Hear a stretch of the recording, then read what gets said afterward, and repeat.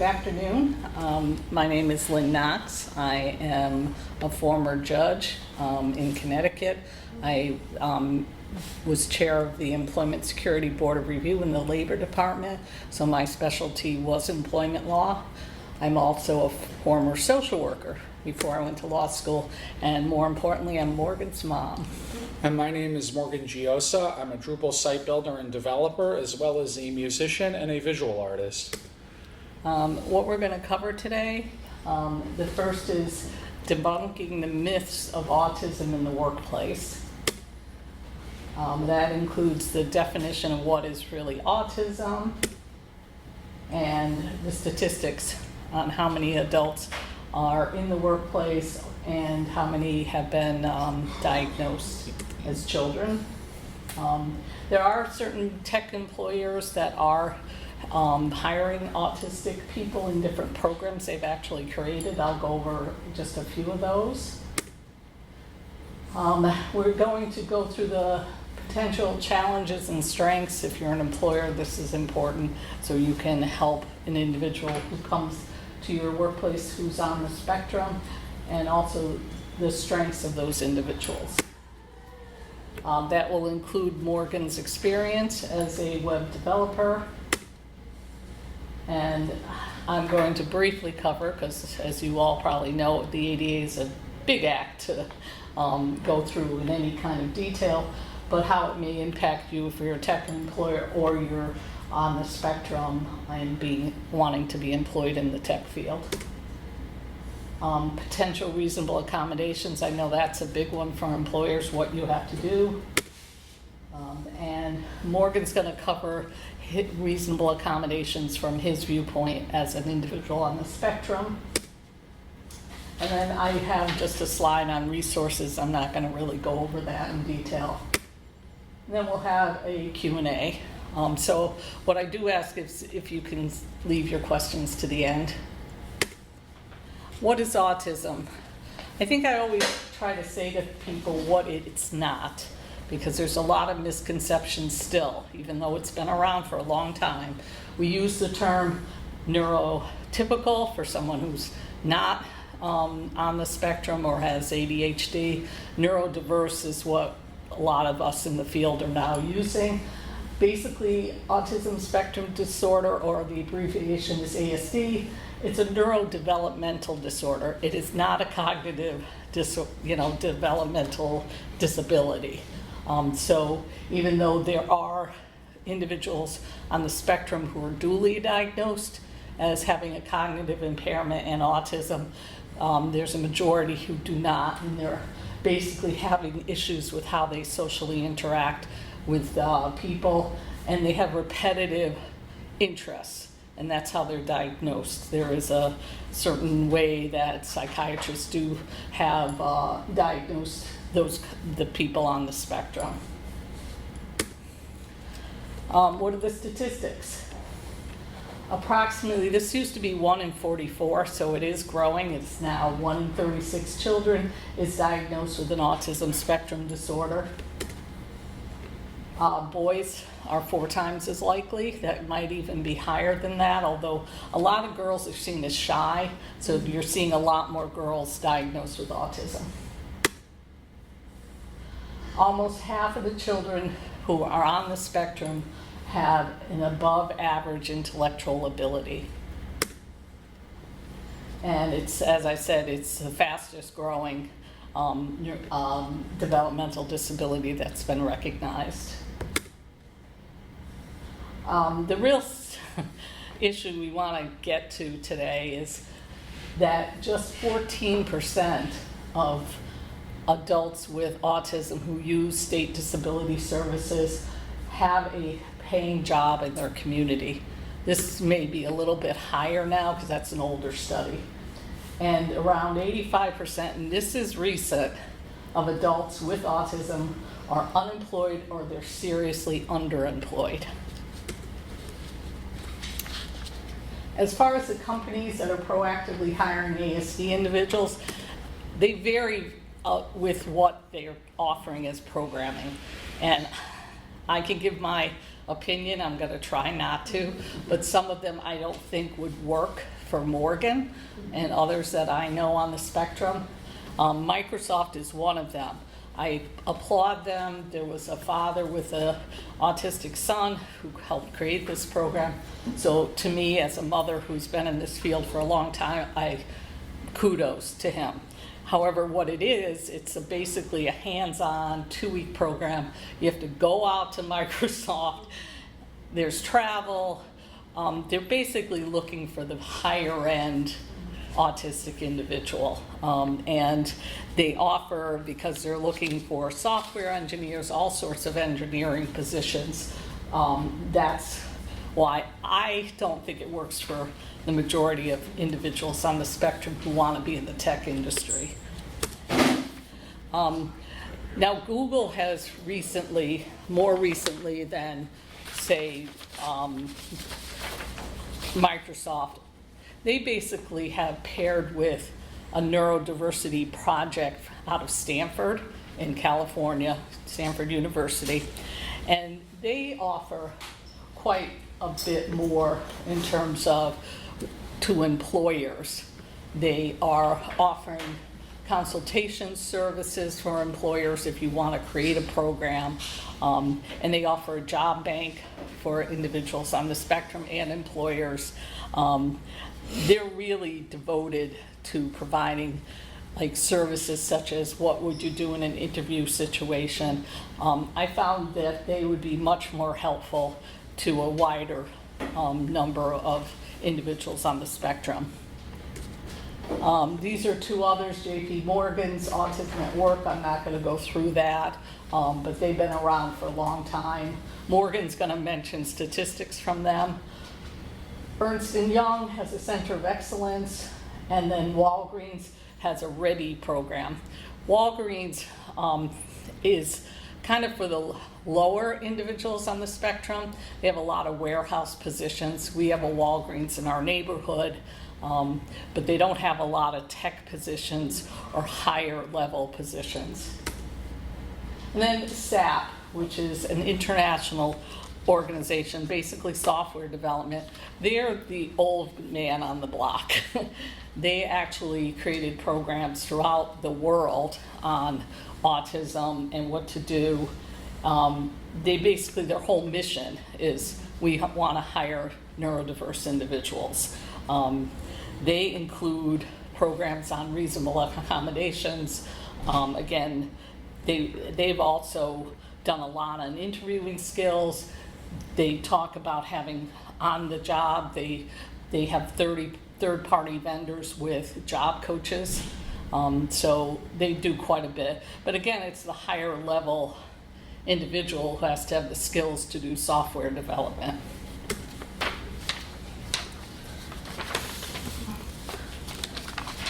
Now I'm just going to go through the challenges that autistic individuals face.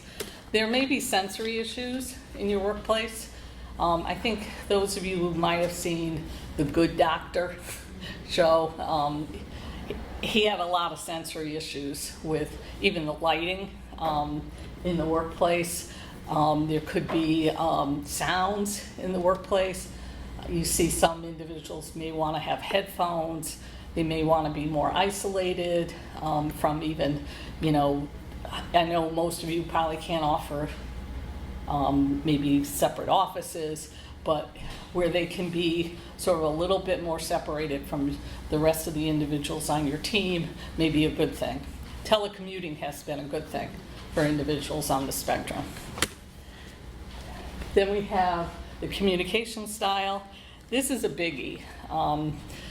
I think more and more individuals on the spectrum are going through programs from the time they're infants and toddlers. So you're not going to see as many autistic individuals with maybe the lack of eye contact, but they do appear a bit shy, and they won't even tell you, but they have problems maybe following your directives. And you may have seen individuals who you think are just maybe not trying to listen to you. And I'm just suggesting The communication style being that perhaps you write things down because they do better with the written communication than the verbal communication. But as long as you're clear with your directions, these individuals, they're really rule-based, so they will follow your directions. It's more when you change the directions. Work style, I think I've covered this with wanting to be kind of not buddy-buddy with the whole team. They're not going to be around to, stop their job and have these conversations about their family life. That can be a good and a bad thing because people like to have an awareness that they know you, right, in a workplace, and they will just want to work and they will get a lot of work done. So if you can just understand that, it doesn't mean they won't communicate, but it's harder. The social profile, need for routine, and I'll just briefly go through that. I think I said it before, as a more structured work day. They really will appreciate you giving them that, or if someone in the audience here is on the spectrum, you can speak up in the Q&A, but it's not a bad thing to have some structure to your workplace, to have some, Predictability. Yeah, predictability, like steps in a process. Today we're gonna, you're gonna do this. These are the steps that I might ask you to do. Do you have any questions? It takes a few minutes, but you get so much more in productivity from an autistic individual. And then the social profile, I think there's a misconception that people on the spectrum don't want to socialize at all. That's not true. Morgan's a musician. He's on stage with other musicians. They have to work as a team. They have to say, I want it in this key. And Morgan's quite successful as a musician. So someone might want to have that real social, but maybe start, if you have teams, having them with one individual and get to know that person might work to your advantage. And we like to have a little bit of familiarity. So if we have like a consistent supervisor, we very much do want to be sociable and connect, but we like to have kind of a familiar, like a safety person, in a sense, a comfort person to work with. So now I'm going to talk about the strengths of ASD individuals in the tech workforce. Differently abled individuals are typically able to find unique and innovative solutions to challenges. Now, it's true, sometimes innovation in the tech industry will entail writing some elaborate or extravagant custom module on a Drupal site, but sometimes this uniqueness might be more of a matter of uniqueness of mindset and perspective. I know in my case, I have a very pragmatic and practical and logical approach to the development process. So I don't like to reinvent the wheel when it doesn't need to be reinvented. I like to just do what works for the project. I live by the adage, there's a module for that. And, at times I've come in as a consultant on projects with some of the most brilliant JavaScript and PHP developers who might not understand Drupal, and they'll say, hey, why isn't my web form working? And it's usually something so simple, like one checkbox in the configuration that I need to tick off and save. I'm like, here, now it's working. So it sometimes comes down to that uniqueness of perspective and that tendency to hyper-focus and specialize in certain aspects of the development process that can work to the benefit of a neurodivergent individual and to the benefit of your team as well. So they are intelligent, well-educated, and eager to work.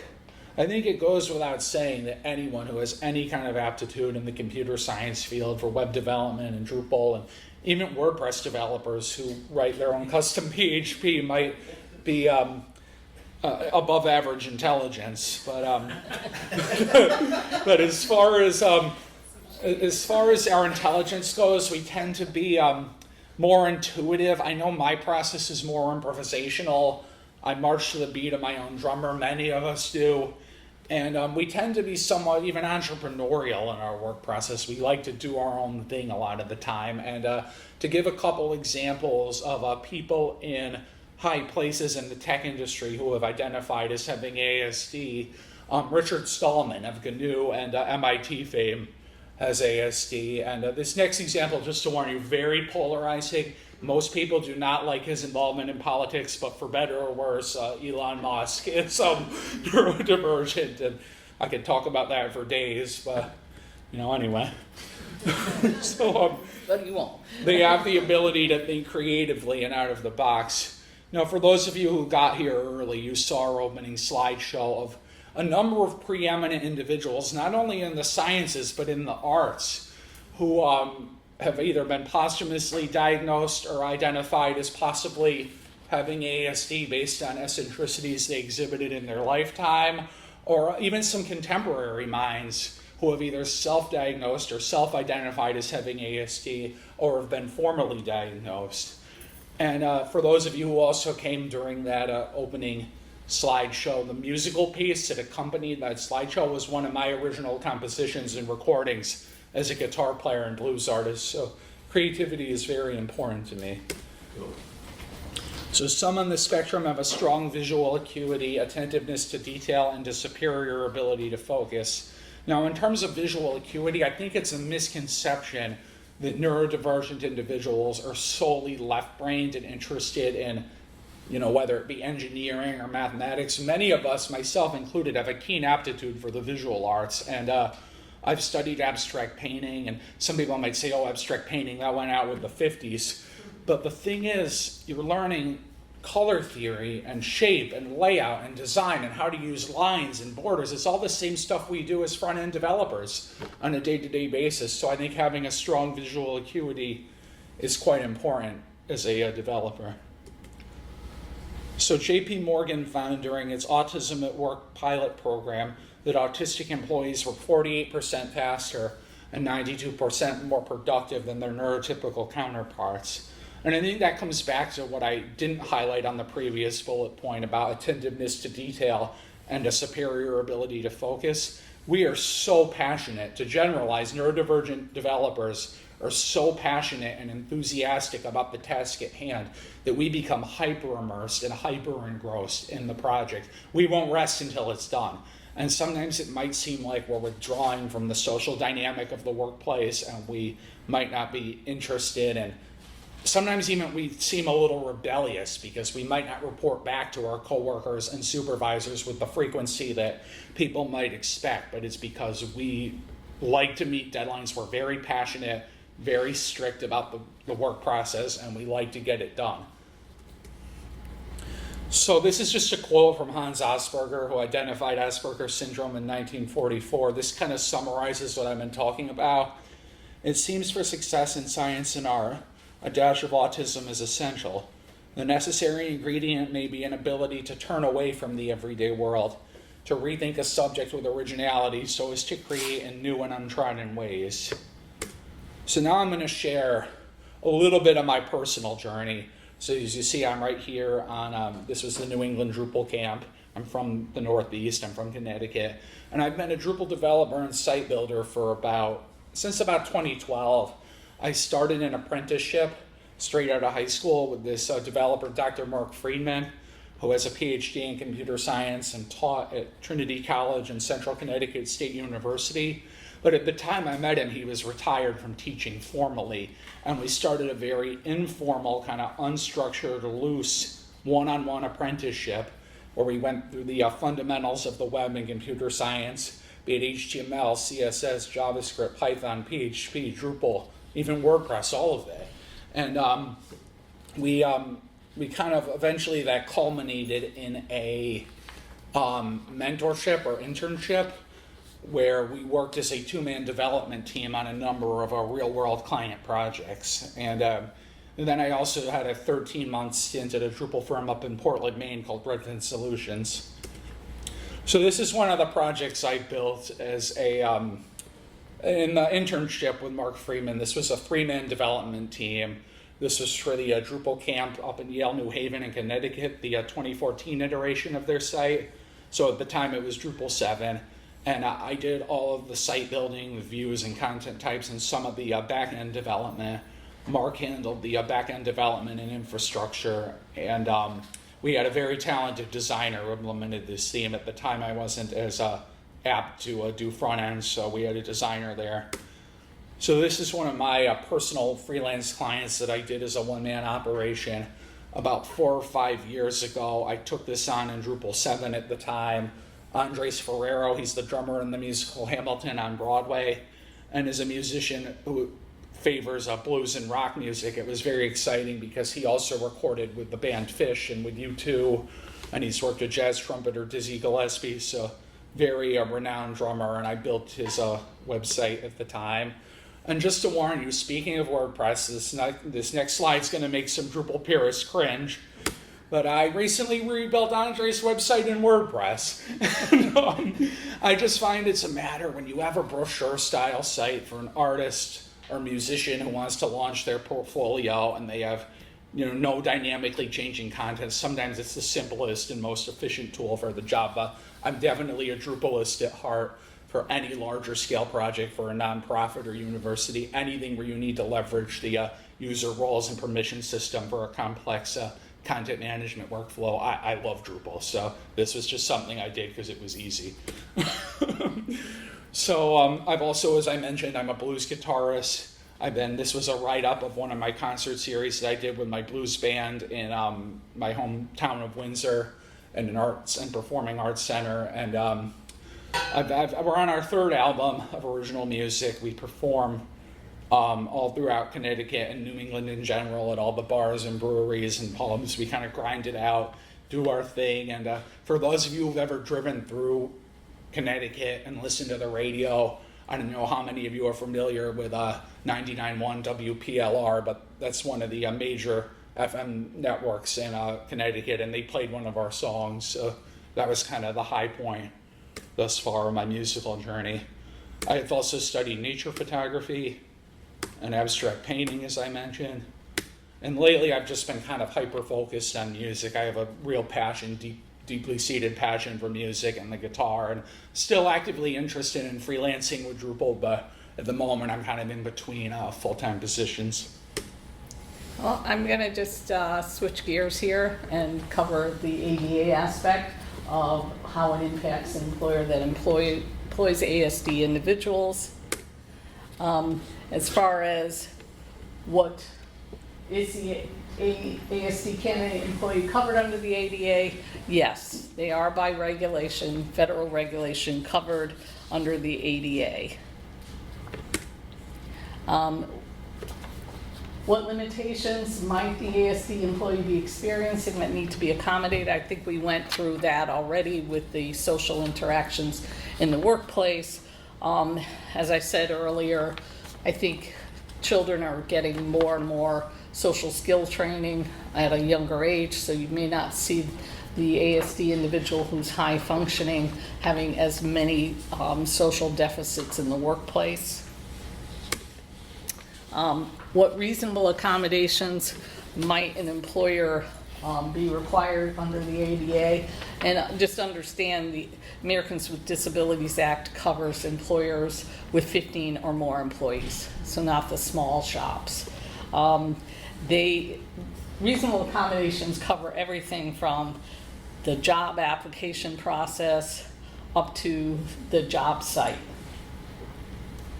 The types of accommodations that might be required. Some employers are offering temporary job coaches. As I said, like the company SAP, which works with outside vendors. There are disability organizations in probably all your states that might be able to offer job coaches for you. The modified work schedules, that's a biggie for employers, although I think we've gone more to the telecommuting, especially in the tech industry, except for the federal government's requirement for their own employees. I think as private employers, you're still going to be able to offer the telecommuting type of situation for your employees. Part-time, I would highly recommend hiring part-time individuals for your web development needs. they will give full-time to a part-time. And that Because we work very quickly, so. they work very quickly, and they work until the job's done, as Morgan's expressed. I would just ask, if you're going to want to create a program, besides looking at, say, what some of the employers, they have all of their program requirements as on their website, so you can see them. But also the federal government offers Jan, and I hope it's still up. I did not look to see, but I don't think they would have taken it down. It's a job accommodation network, and it provides a lot of materials for an employer to look for and an individual on the spectrum to look at. And it gives all sorts of information you can plug in, you can talk to them. I have this employee, what kind of reasonable accommodation am I required to provide? What would be the best for this person's skills? As far as offering telecommuting, that has been seen as a reasonable accommodation under the ADA by the courts. However, as an employer, you can certainly ask for any kind of medical documentation that this is really required for this individual. And then you go through an interactive process with the employee, if you're the employer, and you try to figure out what are the essential job requirements, because the individual with a disability has to be able to perform the job with or without any reasonable accommodations. So basically sit down, say, why is telecommuting required for this individual? And you have to look at your workplace, and if there's, like, for example, different equipment that can't be transferred to a home environment, or there are meetings that have to be in person. I doubt that for the most part, because you do have Teams and you have, other types of, types of programs, Zoom, that you can do a meeting.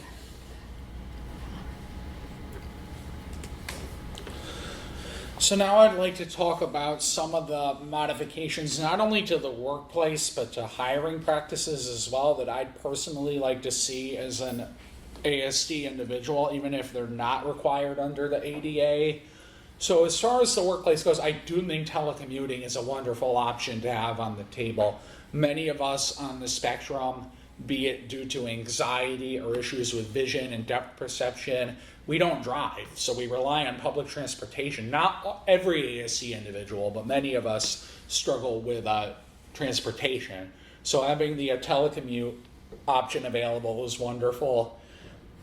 And I just like to say, as far as hiring is concerned, you might find an individual, I'm not saying it's me, but you might find an individual on the spectrum who is brilliant and passionate and enthusiastic and ticks all the boxes as far as technical skills and requirements go for your position, but they might be self-taught. Many of us on the spectrum struggle with conventional educational methods. We don't have 4 or 6 year degrees. Some of us do, but many of us kind of have this unconventional, idiosyncratic learning style that benefits more from, going on Code Academy or Udemy and taking a course, and then practicing those skills until we refine them on our own time. So I would encourage employers, be bold, be audacious in your hiring practices. Throw away the rule book. If you see someone who you think is so passionate and intelligent and might shake up your team from a creative perspective in a positive way,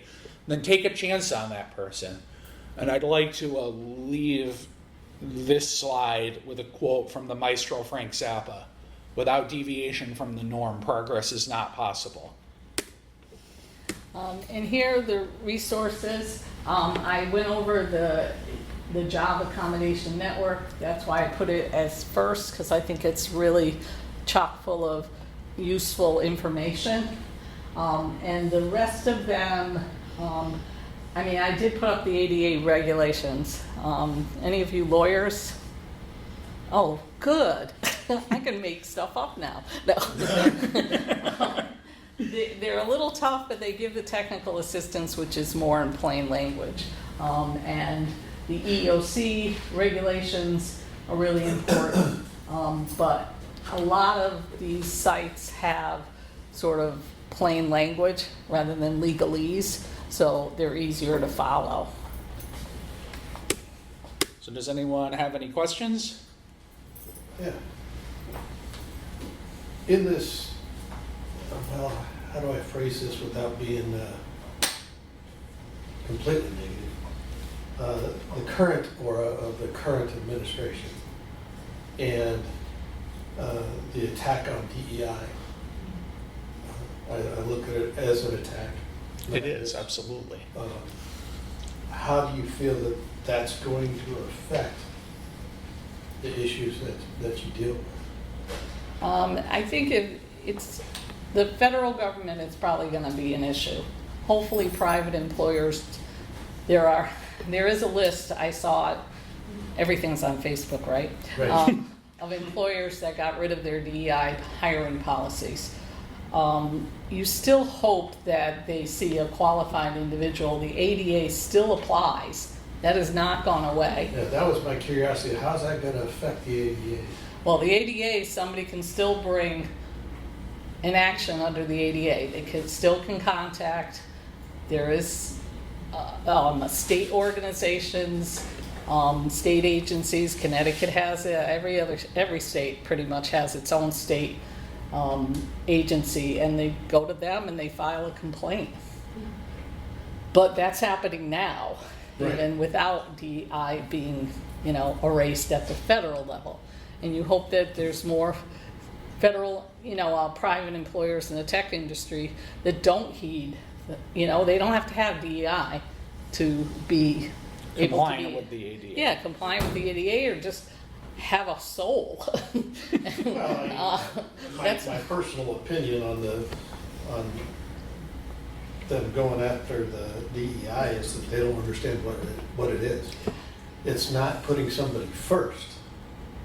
It's putting a level playing field. Right. For And you have to be qualified for the position to be hired under DEI. That's Exactly. one of the major, we were going to talk about that, even under the ADA. If you are not qualified technically for the position, the employer does not have to hire you, so. Exactly.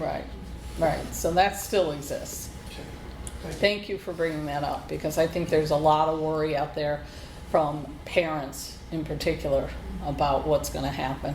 Even at higher ed, we were talking about what's going on in your workplace, women who's in higher ed. I have an older son. He's not been identified on the spectrum, but he had IEPs throughout his whole, education, and he did go to college, and we were able to get an accommodation based on him probably being neurodiverse.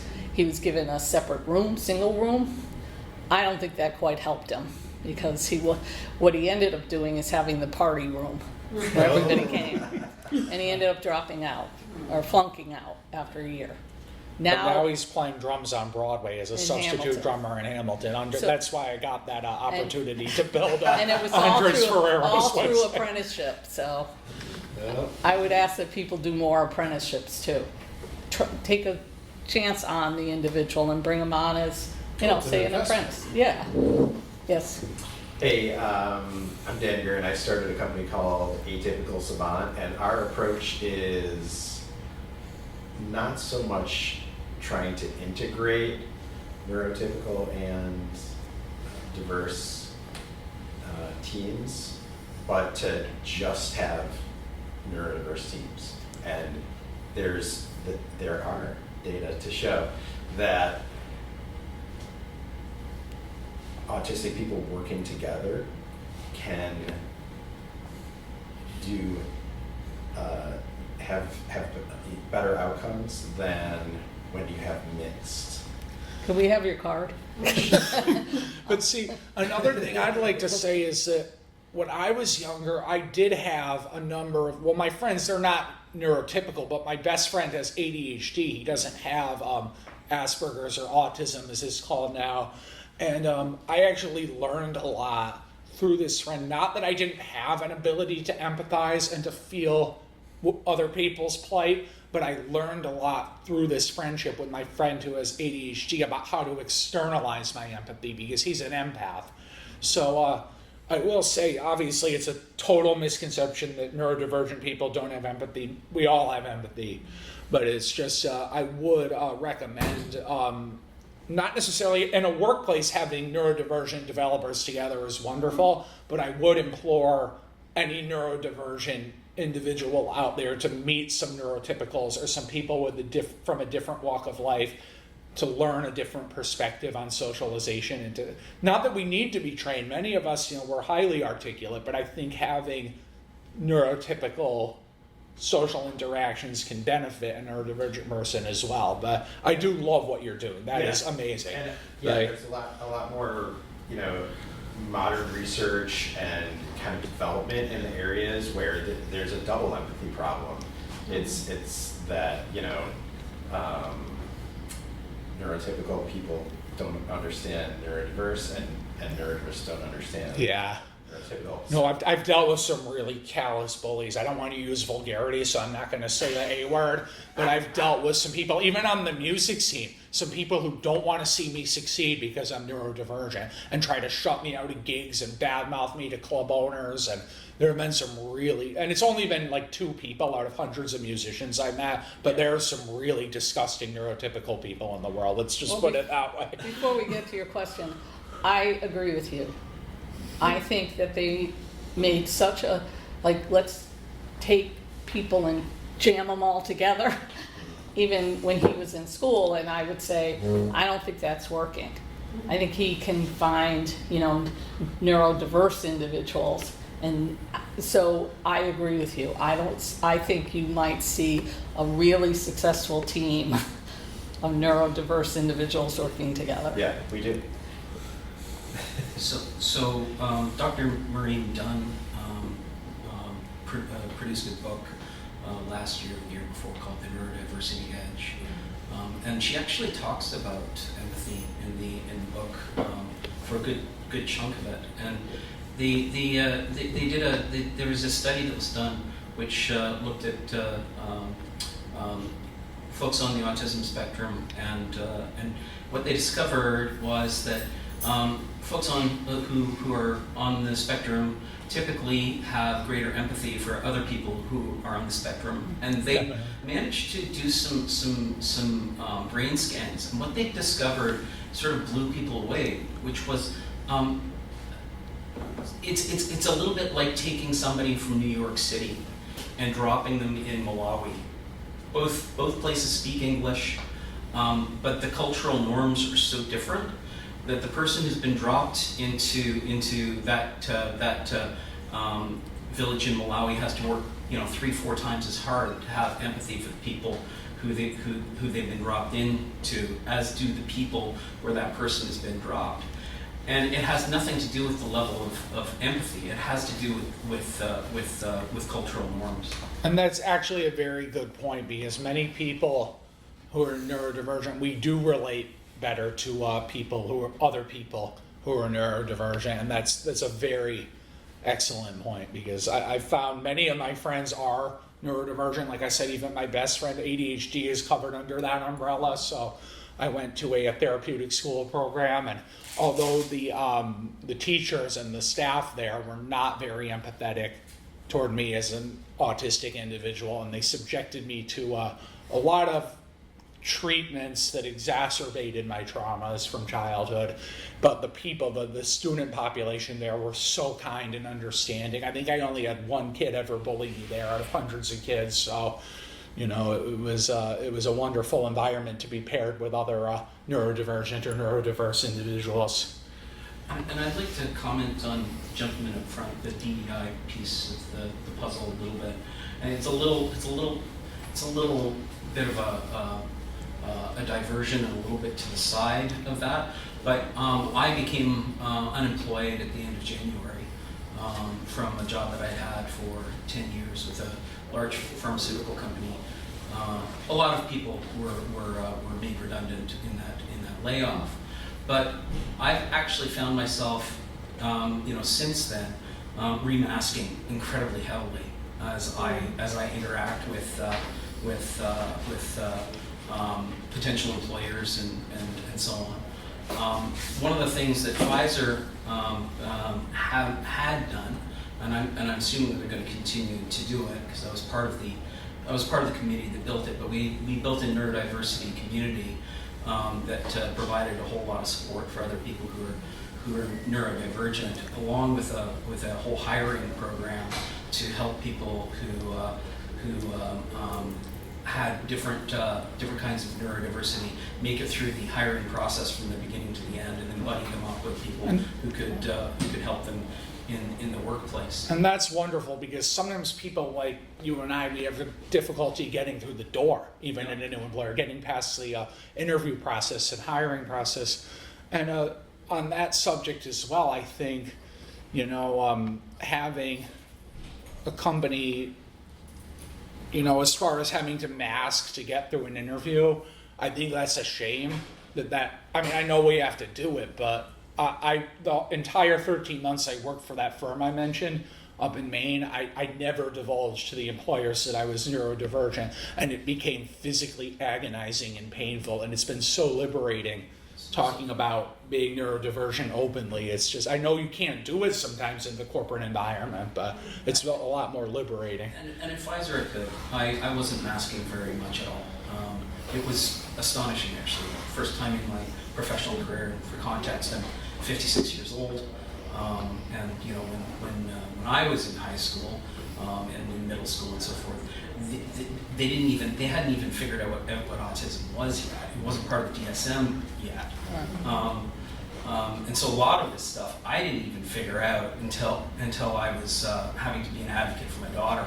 And then it was just like, oh my gosh, holy crap. And that's kind of what my dad went through. He still doesn't identify as neurodivergent, but when I was first being diagnosed at 5 years old with autism, and at the time they called it Asperger's, high-functioning autism, but when I was first being diagnosed, he was reading the literature and he's like, hey, that sounds like me.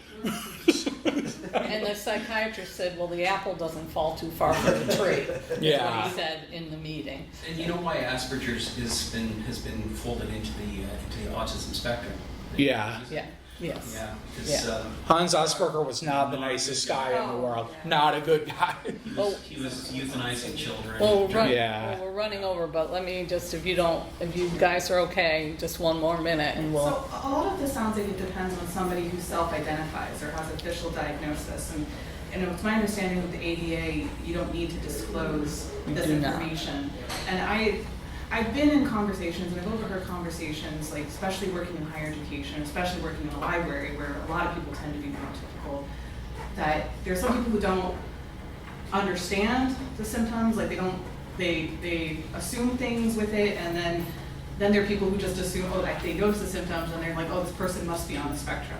And that almost feels problematic to just jump to the conclusion that because somebody's not making eye contact or just behaves a little differently, that they must be autistic. Yeah. I just find I have a hard way of walking that line. Well, you have a problem under the ADA if you're perceiving somebody as disabled too. You can't They can bring identify someone. they can bring a lawsuit on that ground. So, yeah, you have to be very They have to careful. self-identify, I believe, or have Yes. been diagnosed. Because I had an attorney who worked for me who was clearly, I knew from my experience, was on the spectrum.